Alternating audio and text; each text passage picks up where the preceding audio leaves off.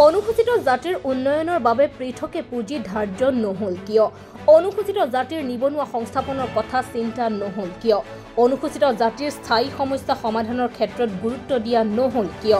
শিৱসাগৰৰ মাজমজিয়াত সদৌ অসম অনুসূচিত জাতি ছাত্ৰ সন্থাৰ প্ৰতিবাদ।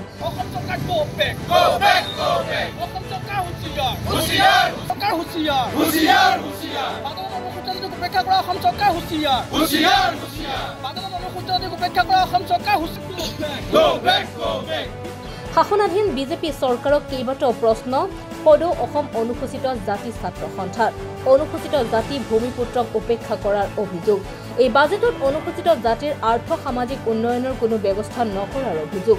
পূৰ্বৰ বহু অধিকাৰ এই বাজেটে খৰ্ব কৰাৰ অভিযোগ। এই বাজেটত অনুসূচিত জাতিয়ে কেৱল এটা শূন্যহে পালে।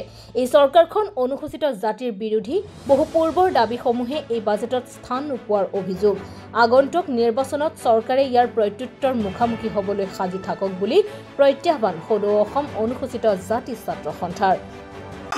যোৱাকালি বিধানসভাৰ মজিয়াত বাজেট উত্থাপন হোৱাৰ লগে লগে কেইবাটাও দিশ উন্মোচিত হ'ল।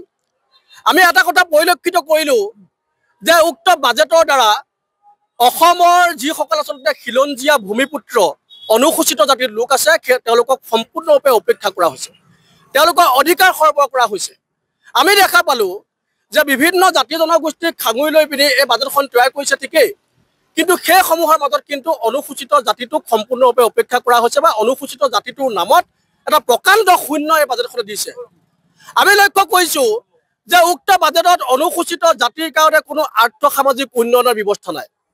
আমি লক্ষ্য কৰিছোঁ যে অনুসূচিত জাতি ছাত্ৰ সন্থাৰ যি দীৰ্ঘদিনীয়া দাবী আছিল, সতীয়াধিকাৰ নামত বিশ্ববিদ্যালয়, সতীয়াধিকাৰ সমন্বয় ক্ষেত্ৰ, আমাৰ ছাত্ৰ ছাত্ৰীসকলৰ ভৱিষ্যতৰ নিৰ্ণায়ক কিছুমান চিন্তা চৰ্চা।